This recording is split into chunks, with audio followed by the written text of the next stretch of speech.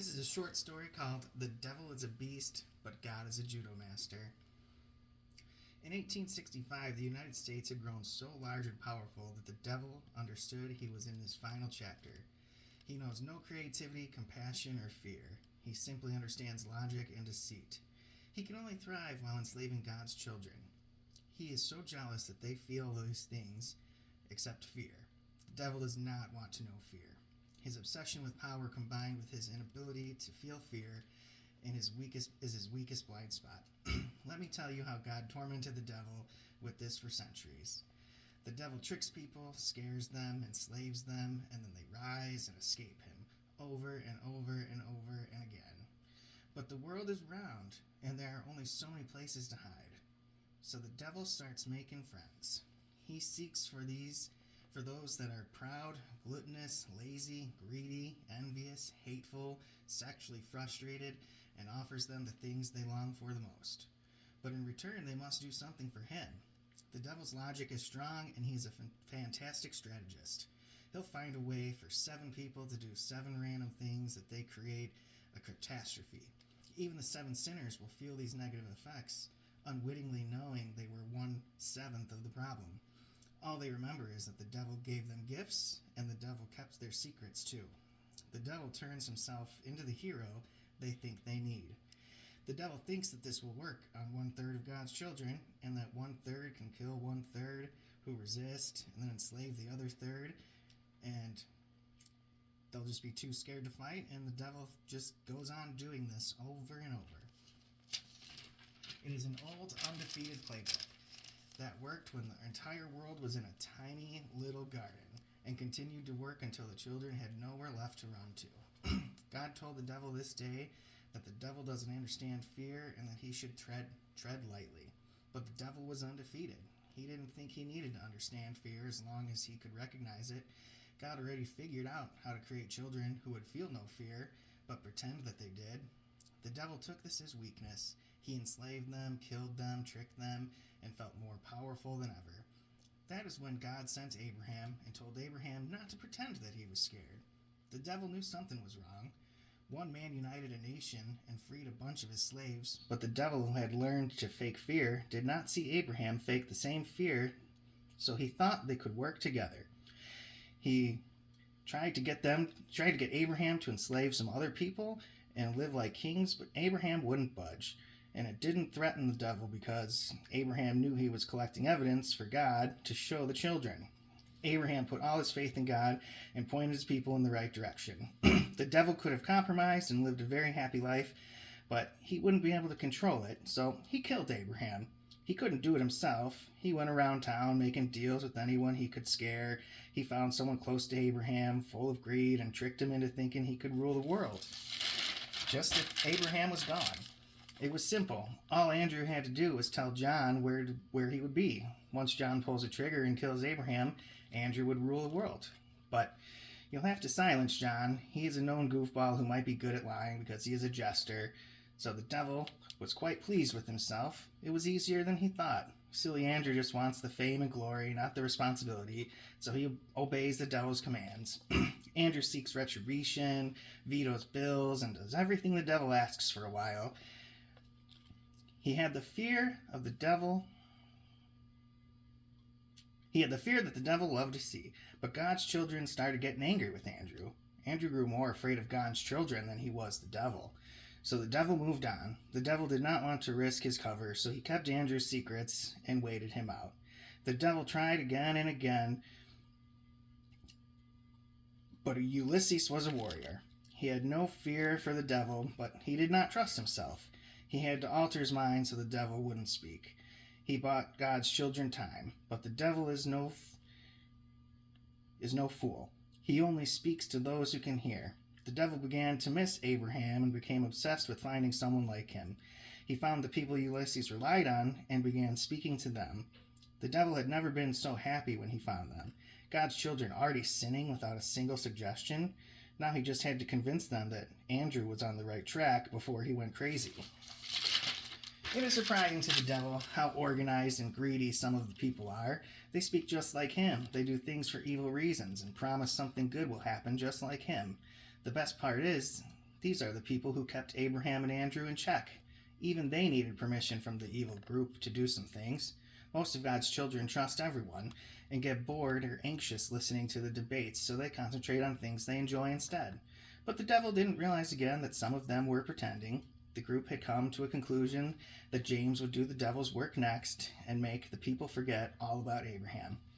It's better if he doesn't know he is doing this for us, though, so just in case we're going to send Chester to keep an eye on him. Well, James fooled the devil, but he wasn't very sneaky. The devil said, "Now," to Chester, and Chester didn't dare disobey. But he did fail. At first, the devil was furious. He held Chester prisoner for months while he made new friends and new deals. He realized Chester may have accidentally bought the devil some time. He has allies that can make any death look like an accident now. He tortured James with his new friends, then demanded they get Chester. Chester made this difficult, as perfect conditions must be met, but the devil wasn't worried. He saw Chester building an army, and he planned to take them over too. The devil thought, "Wow, what luck I have," when Chester finally asked the devil's new friends for help. His army was almost ready, and Chester left with no idea that he had just been poisoned.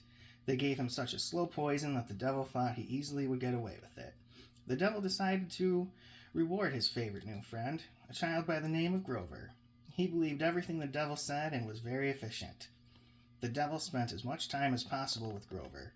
They shot down legislation, vetoed everything that prevented the devil's business. Grover was efficiently being inefficient. God's children took notice and denied the devil's chosen one, and selected Benjamin to lead them. This enraged the devil. The devil couldn't believe how much he was doing, only to have people keep ruining his plans. He still wasn't worried, though. He set traps and has friends that can hurt the enemy and blame it on Benjamin. The devil spent all his time and effort telling all of his friends, "We need Grover back. We can't let Benjamin continue. But it's too risky to do anything. We just have to wait." Grover was the kind of guy the devil could abandon for years and then show up and get loyalty. He made sure everyone knew, keep Grover alive at all costs.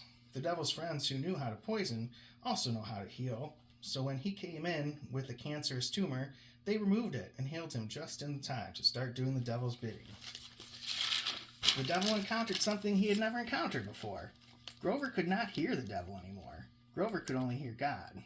God wanted to protect Grover, so he kept repeating the devil for 4 years. The devil never figured it out. Grover did everything the devil told him to, so the devil figured he was about to win. All he needed now was to get rid of Grover, install William, and let William fail. So the devil started looking for his most important warrior. He needed someone who could enslave the masses, steal from the people, and create a safe haven for all the devil's meanest, most evil warriors. He was so busy he forgot to make William fail. William destroyed a part of his army and started freeing the devil's slaves all over the world.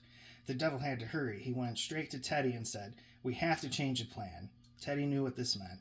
William was doing too much, and the children of God adored him. They did not have time to be sneaky. They needed to be bold. The devil hates using old strategies, but it was the only way. With William out of the way, the people were given Teddy as the leader. They were able to do this without alerting God's children. The kids always struggle to understand why someone is murdered. They think of revenge, shame, guilt, anger, depression, but almost never power. God's children don't seek power. So this makes God extremely angry. He tells the devil every day, but the devil knows no fear, so he whispers everything God says to him back to us. He does this find out how mad God is. The devil knows that God is mad, but what he doesn't know is that God has no fear. If God can get this mad, I must have scared him. I must be winning. Things the devil never should have thought. The devil began his final kick. He has gone full-blown aggressive. He uses Teddy to enslave everyone. He tells the neighboring kingdoms to go. He convinced so many of God's children to blame each other and hurt, enslave, and destroy each other. He even had Teddy put on performances, so he seemed like the greatest leader we ever had. The children didn't fight the takeover. They embraced it. And when the dust settled and Teddy was done, the devil had completed his brainwashing plan. He had enslaved the greatest country ever established, and in less than a century, he would have the entire world. Just watch what God's children will do when they are being led by greedy William. The devil heard God laugh. The devil never heard God do that before. He took it as a sign that God was even more scared than before. So he told everyone, "Don't worry, Greedy William is conservative. He won't sell you out. If this doesn't work, it isn't his fault. It must be collusion over the other side of the pond." So the devil delivered his messages all across the country. He didn't realize just how tired he was, but he looked at his destruction machine with so much love and glee. There was no way to stop it now, so he took a little nap. By the time he woke up, he knew he overslept. God's children immediately rejected Greedy William. That's crazy. Why are they still showing compassion for each other? They should be stealing from each other and hurting each other. The machine brought Woodrow to replace Greedy William, and he simply was not very sneaky. He did the devil's work with none of the advice. Then came Warren. The devil thought, "Who are you? You're not from the machine." He noticed the machine did figure out that Warren wasn't produced by them. How did he fool the machine for so long? And he was replaced by another non-machine leader. The devil was so proud of his machine that he figured he was confused, not defeated. "What are you trying to do, Calvin?" Now, Calvin couldn't hear the devil either, so when the devil said, "Go away and do my bidding," and Calvin went away, the devil breathed a sigh of relief. Thankfully, the devil always produces fresh, new cleanup crews. He whispered around that Herbert could clean up this mess. The machine rated him the #1 dust sucker. And he heard God laugh again. This made the devil a little anxious. He'd never felt anxious before. It was a new feeling, but it didn't feel bad. He felt more alive and more energy. And Herbert was not a quiet cleaner. He was loud. And God's children easily saw that the machine had lied to them. But the machine was still in charge. The devil thought and thought. He whispered lies all over the place, but nothing seemed to work. The devil and all his friends tried to figure out who could replace Herbert, and there was nobody. The devil made a move with confidence, but it wasn't the typical 100% confidence he was used to. He demanded that Teddy rise again, help him fix his machine, and Teddy could rule the world this time. And Teddy and the devil diligently worked on the machine. Teddy agreed to come back to life again, despite the broken body he would have to use. The devil had only ever abused the sick, weak, and unhealthy, but he had full confidence in Teddy Bear. They made the move. Teddy jumped back into life and realized the devil had lied right away. He started telling Teddy Bear what to do, but he couldn't hear him anymore. He could feel everything, though. The Teddy Bear had become a Care Bear. The devil didn't know what was scariest. Was it the kind thoughts? Was it love, gratitude, peace on earth? The devil didn't know what to do, and then he heard the laughter again, and God said, "I give you the gift of fear." It was the strongest burst of emotions God ever saw. The devil was so scared that he got sucked into his own machine. It was really hot in there, and the devil hated it. But if he left, then he'd have to face God, and the devil never wanted to do that. But God is just and all-loving, so he made a deal with the devil as to break his own rules, forcing him to forgive everyone, including the devil. He said, "Silly devil, you only care about sin, power, greed, and chaos. So that's what you get for eternity. You are now the test. You will make sure everyone passes this test." The devil asked, "How can I do that? It's impossible." God then told the devil that since he is in the machine, he must destroy it from the inside, piece by piece. The devil started to cry. He told God that is too hard. He'll never figure it out. In 1,000,000 years. God told him to quit exaggerating. It's only going to take like 70 years. The devil felt a new feeling. This was hope. The devil remembered that God wasn't going to lie. God told the devil, "I care about all my children and I care about all my living creatures. I give them what they want and need because I want to see what they can do. But you've made them so inefficient over time, and now it's up to you to fix it." The devil said, "God, even if I try my best, I think I will fail." "Well, if that's the case, I'll do it for you. But it's really quite simple. All you have to do is dismantle the machine piece by piece and deliver it to one of my children." The devil looked so confused. He said to God, "Won't they suffer a lot of pain?" That's when God told the devil, "Pain is a part of growing up. It makes you stronger, smarter, and more alert. Sometimes if there's no pain, there's no gain." The devil asked God how he could prove that. That's when the devil understood, without words, that God had absorbed all the devil's pain since the beginning of time. The devil was full of guilt and sadness. He told God he understood and begged for forgiveness. The devil didn't yet understand that while heaven is awesome, it still isn't easy. Easy isn't fun. Challenges are fun. God's children need to be ready for heaven, or it might just feel like hell. God said, "You see, devil, I've already forgiven you, but I've forgiven all of them too, but that doesn't make them ready." So God and the devil worked together for decades. The devil kept apologizing. The machine was so efficient, it didn't seem like it would ever stop working, but the devil didn't know what God was always up to. God was inviting kids up early and explaining the situation. But once this conversation takes place, you have to pretend to only trust the devil's machine. After years and years of fighting his own machine, the devil finally saw a little hope that he could do it. There was an army of frogs that wanted to dismantle the machine too. The devil asked God if they could just let everyone believe them. God told the devil, "No, those are my warrior children, and they do not need your help at all."